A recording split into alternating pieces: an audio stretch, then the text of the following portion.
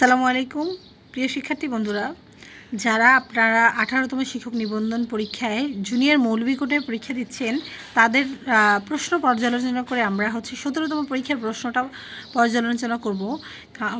কারণ এই পরীক্ষার প্রশ্নের আলোকেই আমাদের 18তম নিবন্ধন পরীক্ষার প্রশ্নটা আসবে জুনিয়র মৌলভী কোটা।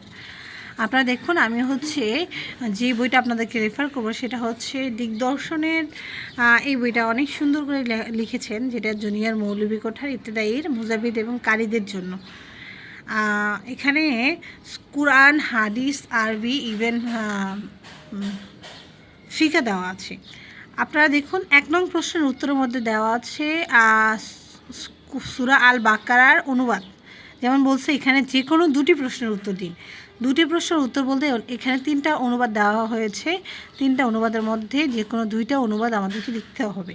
অনুবাদগুলো লেখার সময় আপনি দেখুন, সূরা বাকারার যে অনুবাদটা দেওয়া আছে, তারপরে সূরা আলাক, এরপরে সূরা 3-এর 3টা অনুবাদ দেওয়া আছে, আয়াত দেওয়া আছে। 3টা আমাদেরকে অনুবাদ করতে হবে।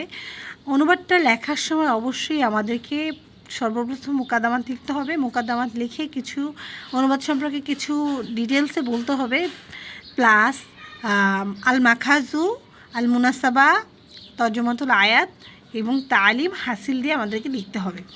পরবর্তী 2 নং কোশ্চেন দেওয়া আছে, অনুবাদ করুন। সেটা আপনাদেরকে দেখাচ্ছি। 2 নং কোশ্চেনে দেওয়া আছে অনুবাদ করুন আল হাদিস। হাদিসের যে কোনো 2টি অনুবাদ করতে বলা হয়েছে। তো এখানে হাদিসও সেম 3টা দিয়েছে। আমাদের হাদিসও লেখার সময় এভাবেই লিখতে হবে, যেমন মুকাদ্দামাত, মাখাজ, মুনাসাবা,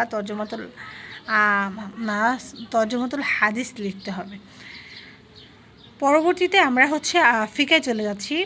ফিকার মধ্যে 2টা প্রশ্ন দেওয়া আছে। যেমন 3 নং প্রশ্নে বলা হয়েছে যে কোনো 2টি প্রশ্নের উত্তর দিন। যেমন জাকাতের আবেদনী এবং পারিভাষিক অর্থ লিখুন। মাসারিফুল জাকাত, জাকাতের খাতসমূহ। আল হাজ কাকে বলে? সাওম কাকে বলে? সাওম কত প্রকার ও কী কী? হজ কত প্রকার এবং কী কী?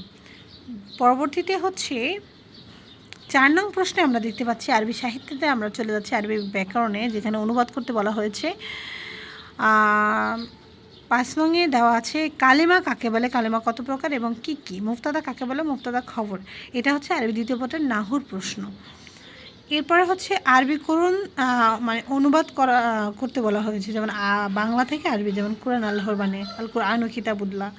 সেম এখানে দিয়ে দিয়েছেন অনুবাদটা। আর আমরা সবাই যা বাংলাদেশকে ভালোবাসি, জন্মভূমিকে ভালোবাসি, এই কথাগুলো যে কোনো 6 নংয়ে 2টা অনুবাদ দেওয়া আছে, যেটা আরবি করতে হবে আমাদেরকে। তারপরে দেখুন দরখাস্ত। 7 নংয়ে বলা হয়েছে যে অসুস্থতার জন্য ছুটি চেয়ে অধ্যক্ষ বা প্রধান শিক্ষক বরাবর একটি দরখাস্ত আরবিতে লিখুন। আর এখানে বলছে 7 নংয়ে আবার অথবা দিয়ে লিখেছেন যে